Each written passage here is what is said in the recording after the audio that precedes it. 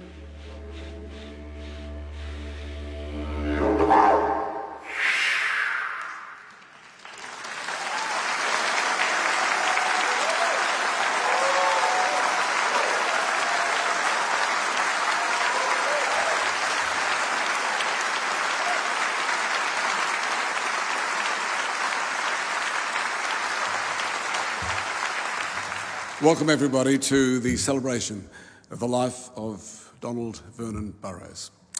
I used to be Ray Martin, and you're the first audience who's been in the Opera House here since COVID began, which seems like 20 years ago, so fantastic. Our thanks to the wonderful William Barton for that Didge welcome to country, along with James Morrison, of course, on trumpet, and John Morrison on drums. I'd also like to acknowledge the traditional owners of this country in which we meet, the Gadigal people of the Eora Nation. We recognise the continuing connection to land and to waters and to culture. We pay our deep respects to their ancestors and to their elders. Welcome everybody, both here in the Opera House in Sydney, Australia, and all around the world, really, who are watching tonight's concert or today's concert online via the Sydney Opera House site. This will stay, I'm told, this will stay on that site for about 2 months. So if you have friends who missed it today, or you'd like to see it yourselves when you go home, please go online and watch it. It's there for about 2 months. We've got Don's family and Don's friends and his musical colleagues here today. Everyone is special. But I would like to acknowledge the Lord Mayor of Sydney, Clover Moore, who's with us today, Paul Fletcher, the Minister for the Arts in Canberra, Tony Burke, who is the Shadow Minister for the Arts, and Adrian Collette, who's the CEO of the Australia Council for the Arts. He's with us. So welcome, everybody. We thank you for being here. We're here to remember Don Burrows, an amazing bloke whom we loved and admired. A quick timeline about Don. He was born in Sydney on the 8th of the 8th in 1928. Don fell in love with music that he heard on the radio, the swing bands of the 1930s. He would sit with his father, he used to say, listening to the greats of jazz, as he played along with on the comb and the paper. First instrument he had. Don started his more formal musical education, if you like, at Bondi Public School in 1937, after a visit to the school by classical flautist Victor McMahon. It was Victor who inspired Don to take up the B-flat wooden school flute, which, of course, as an instrument he played proudly pretty much for the rest of his life. So here's Don talking about that fateful day when he played his first note. Have a look. I'm always, so grateful for the fact that at Bondi Beach Public School, all those years ago when I was just got into third class, I was about 8, and the late Victor McMahon came to the school, and I can see him as vividly now, standing up there in the lunch shed with his old wooden Radcliffe flute. Then he said, I'm going to hand it all around the room. All have a go, lads, one at a time.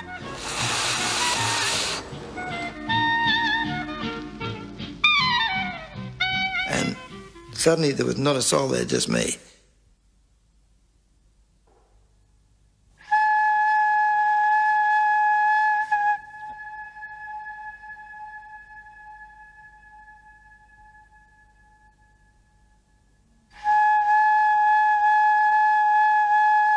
I nailed that note and Victor's reaction. It's a very special thing. It's a very kind of personal thing. It's one note, a big deal. But it was a very auspicious beginning for me into true musicianship. It's pretty humble beginnings. Don often said that in his youth, good music was popular and popular music was good. One of the hits of that era that he loved was a song recorded by Frank Sinatra in 1940 with the Tommy Dorsey Orchestra. Would you please welcome Paul Furness, James Morrison and Craig Scott with The One That I Love Belongs to Somebody Else.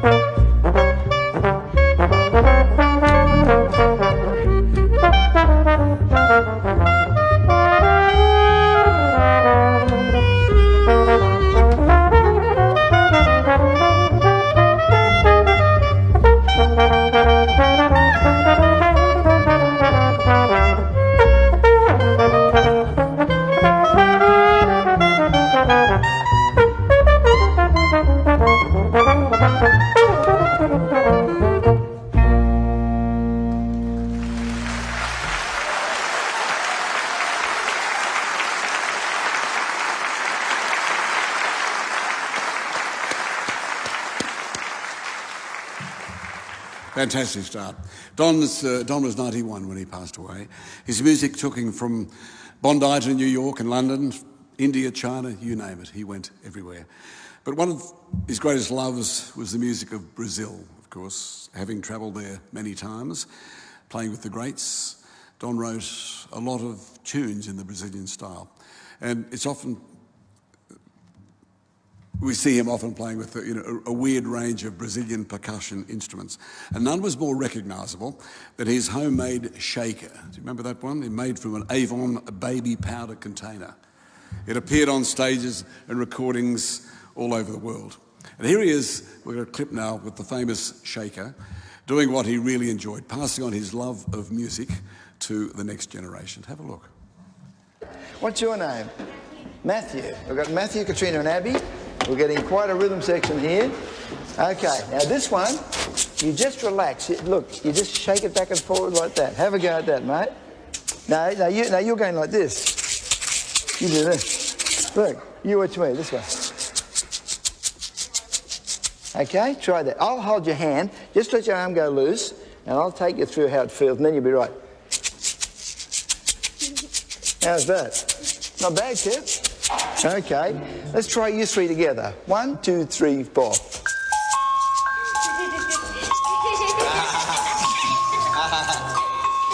Getting him up on stage and having a bit of a play alongside us, whacking a cowbell or something in a Brazilian beat.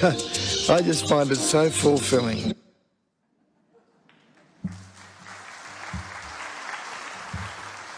Okay, now to perform one of Don's Brazilian compositions, would you please welcome back Gordon Reitmeister, Craig Scott, Paul McNamara, William Morrison, and Emma Pask with the bossa nova Whenever.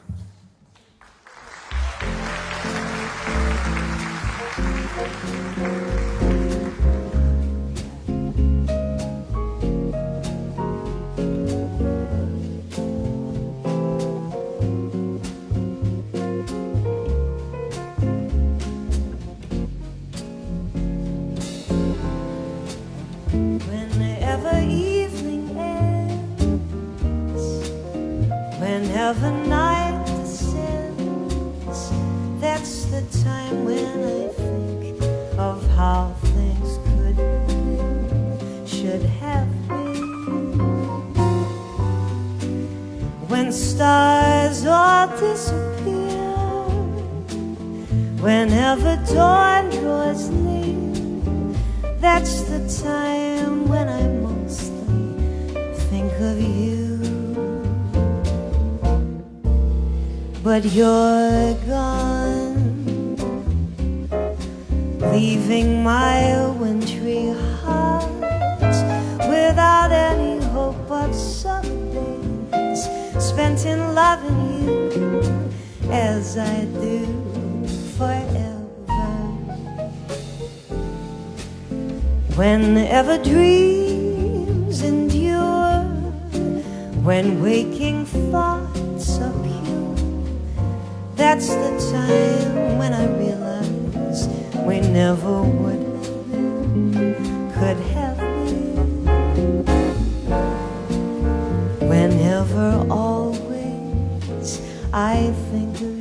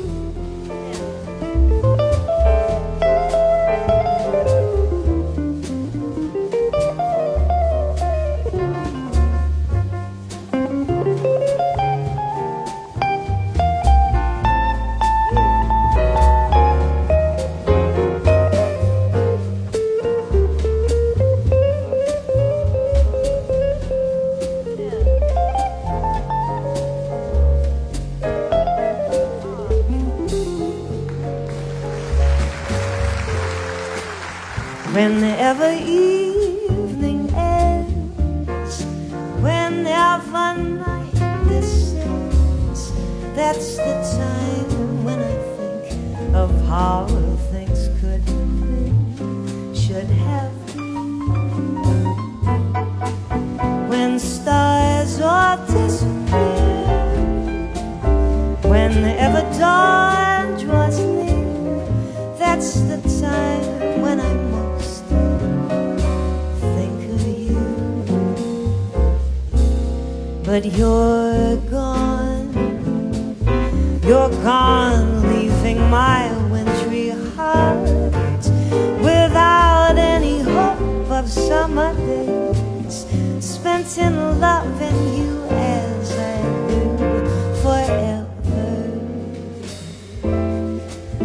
Whenever dreams endure, when waking thoughts are pure, that's the time when I realize we never would, could have been. Whenever, always, I think of you.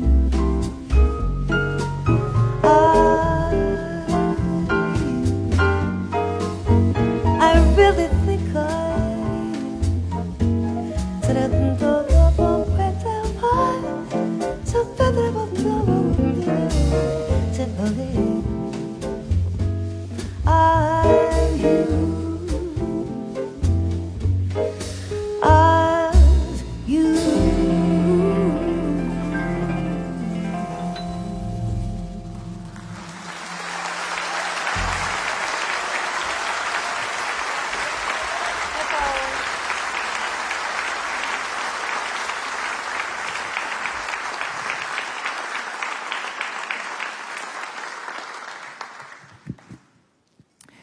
All of these wonderful musicians you're hearing play today played with Don throughout his career, some from the very early days, some from later in his life. And we were all inspired by the talent, the ability, the sheer musicality of the man, but even more so by his willingness to pass on his passion and his love of making music to others.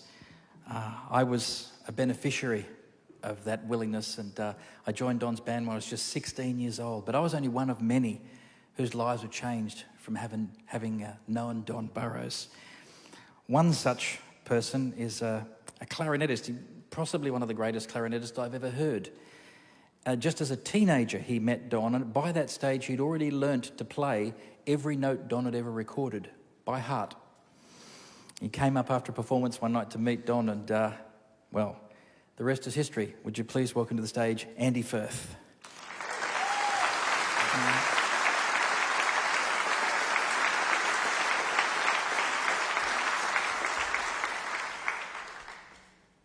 Don's last recording was a trio, just with trombone, clarinet and bass. And Phil Stack on the bass there was on that recording.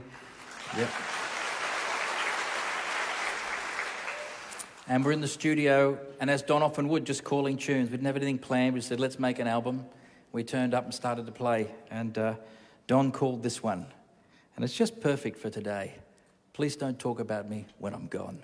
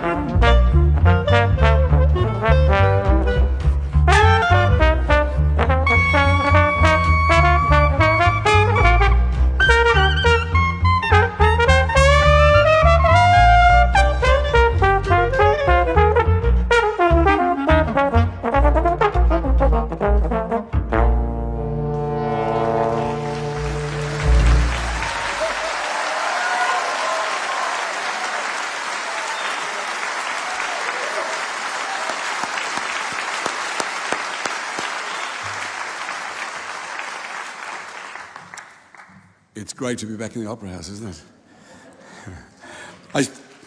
Yes. I didn't realise, Emma told me a moment ago when she came off, that when they sang that Bossa Nova song, Whenever, that when Emma was 21, she wanted to put that on her first album. And so Don allowed her to write the words. So they were Emma's words to that song, which is fantastic. I didn't realise.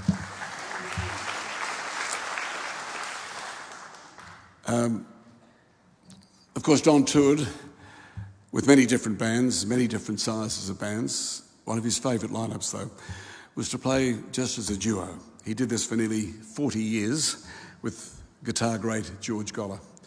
And then for another 10 years with the pianist Kevin Hunt. They didn't just play the big cities, of course, and the concert halls around Australia. Don was committed to taking music wherever it was needed, particularly in the Australian bush. Have a look. It's marvellous to be here with you in Broome, children, and we're going to play a few of these instruments. I made it my business to try and visit schools, but in particular, I thought about all the school kids across the land in little schools in country areas where no one's going to possibly necessarily pop in. There's not a corner of this country that I haven't seen. I love it. I love the outback of Australia. The people are fantastic and the kids are hilarious. And it's given me an enormous satisfaction.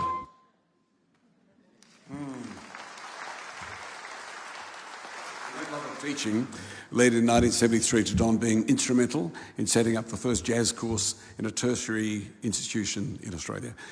It was then the New South Wales Conservatorium of Music. The impact this had on generations of Australian musicians and on the jazz scene right across the country can't be overstated. These days, Kevin Hunt sits in Don's old chair as the head of the jazz department at the Con. Here he is now with another of Don's former students, so many fantastic ones, jazz clarinet luminary Paul Furness with Memories of You.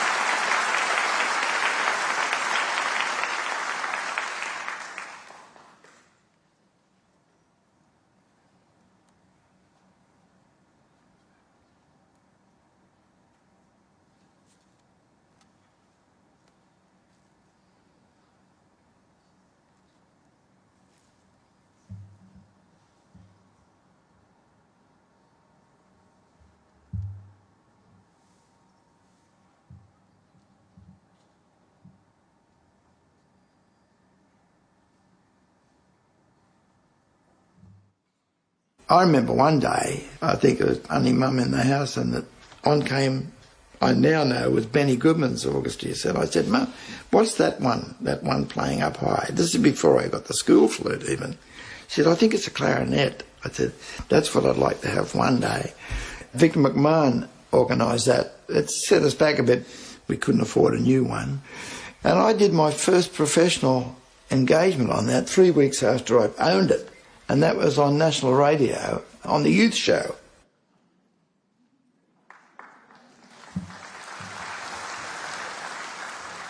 And after that youth show, Don's career took off, as they say.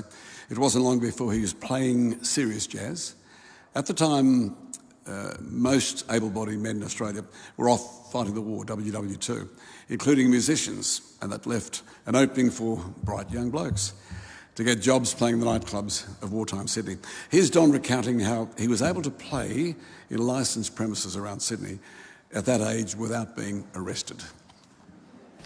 The girl behind the desk, she'd push a button when she saw the raiders coming down the stairs. There was the child welfare department looking for people like us. And we'd be playing away and this red light would go on like that. So the four of us kids would grab our instruments and beat it out past Jim the drummer, who kept playing, and the last kid out put a record on.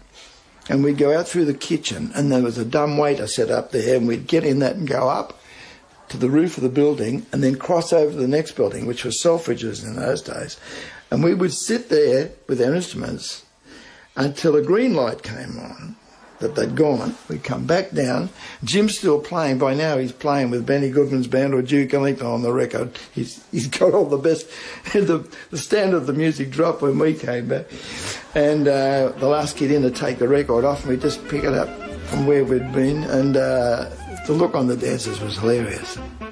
And that went on, and I never got caught there.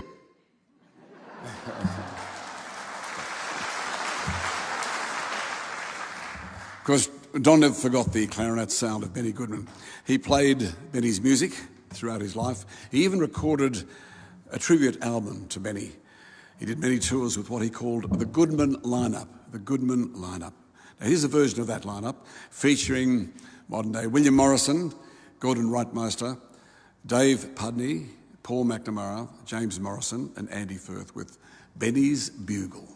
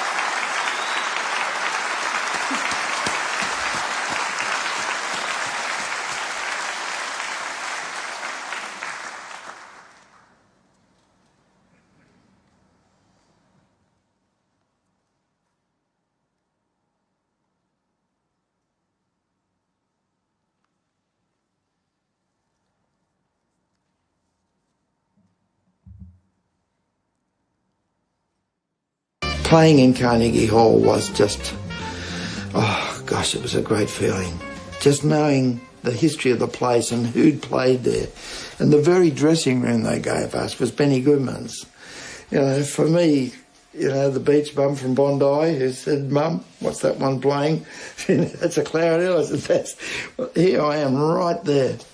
I made sure when we played there that I did at least one tune on the little B-flat school flute, so that when we came off, I got near a phone, I rang my mum and dad, and I said, "I've just come off stage in Carnegie Hall. I just played the B-flat school flute. I think you can safely say now the 18 and 6 investment was worth it." They're wonderful memories, aren't they? I think like many people maybe here today and certainly watching at home, I first met Don Burrows on Arch McCurdy's nightly ABC radio show, Relax With Me. Can you remember that? Anyone old enough to remember that? In the early 1960s. And Don was a regular. We all saw him and George Goller and Johnny Sangster, Judy Bailey at the El Rocco Club in Sydney as well. And just about everywhere in Sydney you'd catch him. He was unmissable. If you love jazz, it was hard to avoid Don Burrows, thankfully. He was easily the best-known jazz musician in the country, the father of Australian jazz. Then on Midday in the 1980s and 90s, Don appeared a number of times, live and always alive, always generous, especially with other musicians. We had a fantastic band on Midday. Our great band would lift their game every time Don came on the show. It was always an honour to have him. He was always funny, very funny, always a good story or two to tell, the perfect midday guest. I remember he first came on the show to promote a new album. He had about 40 albums altogether in his lifetime, with Chris Hens, which had the catchy title of Flute Salad. Flute Salad. And about that time, about 1986 or so, somewhere around there, he had a portrait, he'd done a portrait, a photograph that he'd taken of the great Bob Bernard. It was chosen to be hung in the National Portrait Gallery in Canberra shortly afterwards. Now, we shared an obsession with taking photographs, except that Bob was exceptionally good, as he was at most things he loved. He was good, of course, at music. He was great at fly fishing, which he loved, but also photographs. The Australian Institute of Photography made him a life member. That's how good he was. They were a professional institute. Don does specialise in black and white photographs, which is a real art. And he sent me copies of some that he had taken in Aboriginal communities around Australia in his travels, like we saw earlier. His favourites were extraordinary shots that he'd taken of Aboriginal children. He used to say, "I want to teach children how to listen and how to see," which of course is what he did. It's not widely known, but Don Burrows never sold his Aboriginal pictures as good as they were. He established the Don Burrows Fund, and all the proceeds of his photo sales went to young Aboriginal boys and girls who were seeking a career in music. He was a man of many talents, exceptional talents, a great man. Here's a memory from those days. Have a look at this. They're now describing as tomorrow's jazz superstar, that I guess you have a fairly decent musical brew. Just back from touring America with the Australian Jazz Orchestra, Don Burrows and James Morrison represent the bridging of a generation of jazz in this country. We'll talk to both of them in a moment, please. We can't hold them down. Welcome a real all-star Aussie jazz lineup, Don Burrows Quintet with Shining Stockings.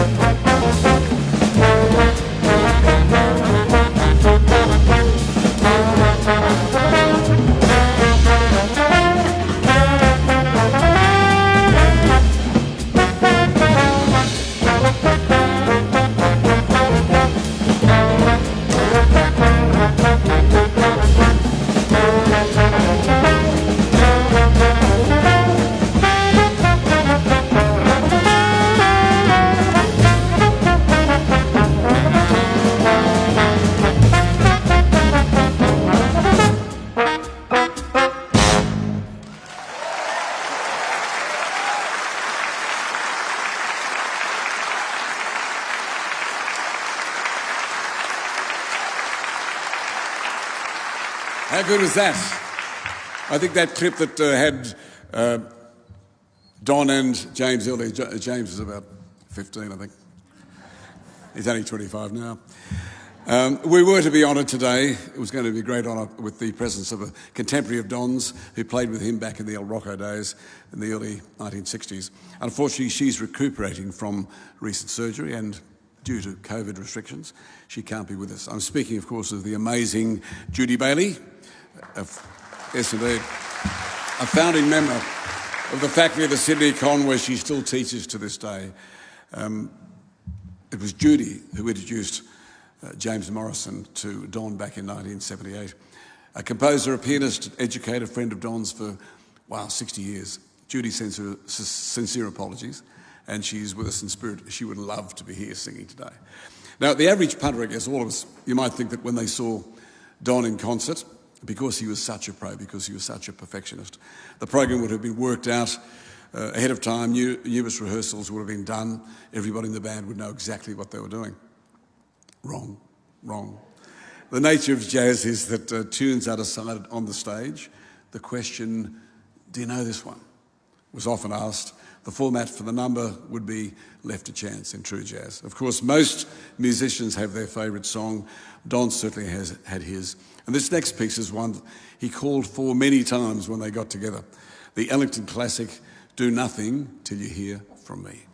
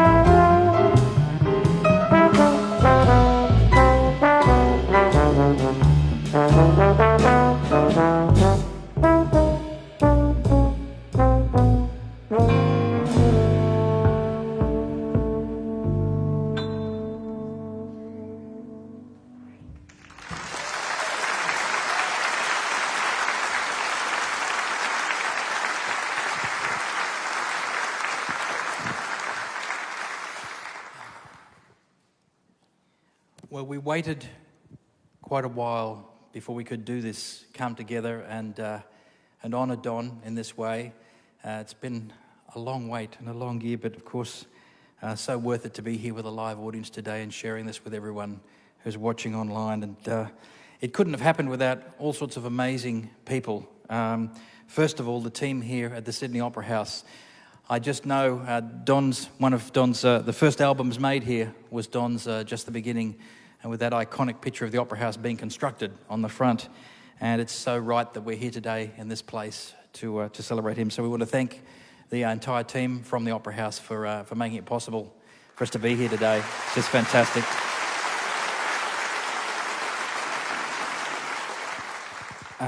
The ABC for all this wonderful footage we're looking at today, and ABC Jazz for all their support, and of course SBS Television too. I know you would have seen the logos there on that footage. We needed to find just the right things to show you today, and they were so helpful. Of course, the National Gallery of Australia and National Library of Australia also for what they provided us with today, and the Film and Sound Archive of Australia, and Australian Story, of course, from ABC TV.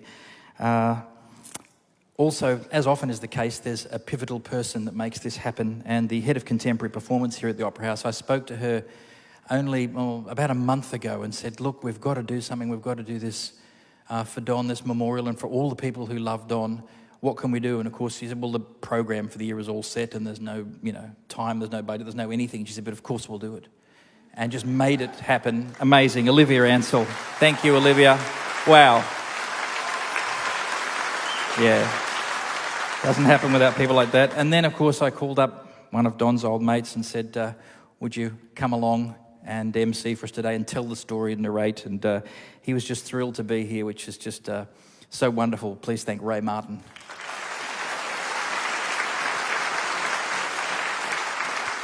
And of course, all the artists performing here today, as I said, all contemporaries and colleagues of Don and friends of his over many, many years. You can imagine everyone was, wanted to be here, but it's still wonderful. Some of them came from a very, very long way to be here today and crossed borders and did all sorts of things, took all sorts of risks. So it's just wonderful for them to be here. Thank you to all of you guys. Been amazing. When all of us who know him so well think of Don, we don't think of music first. We think of his amazing sense of humour. For to know Don Burrows was to laugh.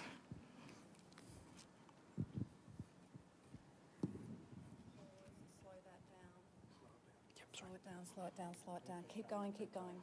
Sorry.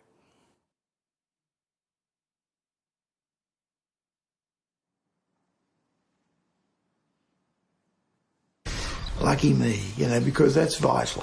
Friends are vital. So it's been a hard road to get here, but boy, it was worth every bump in the road. It really was. And it all began with a B-flat flute. I always jokingly say, that's the only one I'm going to take when I go. That's coming with me. It won't take up so much room in the coffin anyway. But fancy getting the coffin with a baritone sax.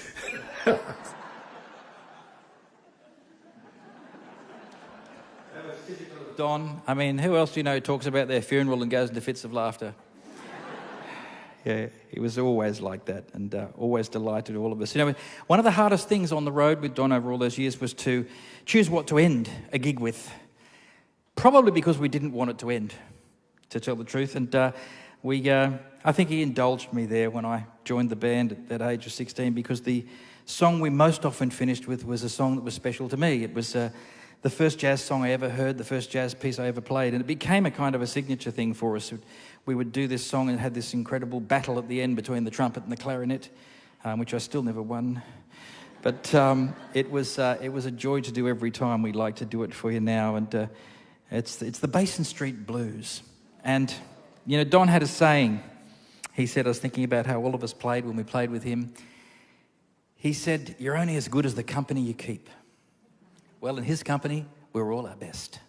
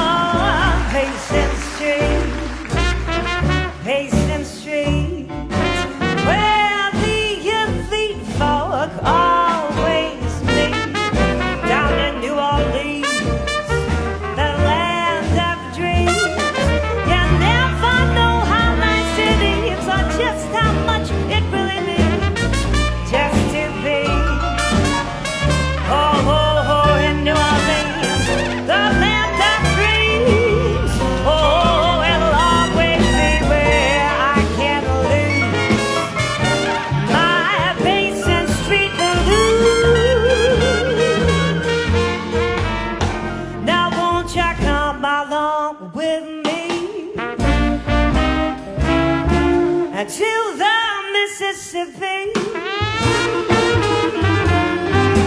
We'll take a trip to the land of trees, rolling down the river off to New Orleans. The band is there to greet us. Oh, friends will greet us. That's where the best and I think for me. Have a banana, they call it peace. And back in Monday, back in Monday.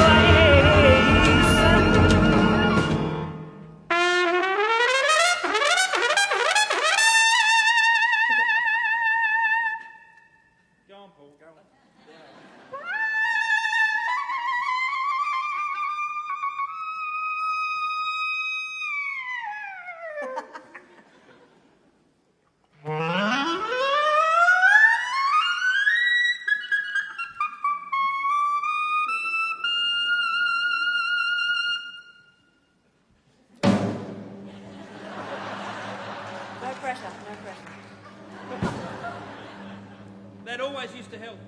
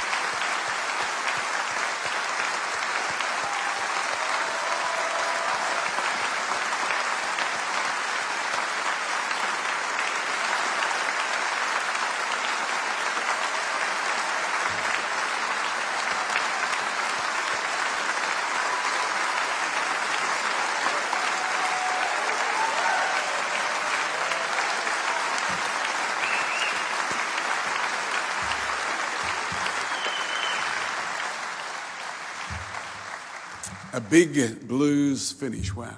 Can we please go on for another 2 hours? It's fitting this gathering today began with the sound of the didgeridoo. Don spent so much time in the outback community of Australia. To honour Don for that contribution to the lives of Indigenous Australians, we've brought back William Barton, who is the best didge player in the world, bar none. He's a Kalkaroo man from Mount Isa. And with him, we're bringing back the incomparable James Morrison. I should say that today's concert was absolutely James's idea. He was the inspiration behind it all. Good news. It was made as a tribute to his very best mate and mentor. If you've loved today, then he's to blame. He's to blame. It's fantastic stuff. All right, so we say farewell to a national treasure, a mentor, a friend, a man who touched countless lives in Australia and all around the world. Don's was a life filled with the joy of music, as James talked about, a joy that he shared with everyone who heard him. For generations to come, his legacy will be felt because that lovable beach bum from Bondi, as he called himself, was a true legend. A great Australian, Don Burrows, will be missed, but certainly not forgotten.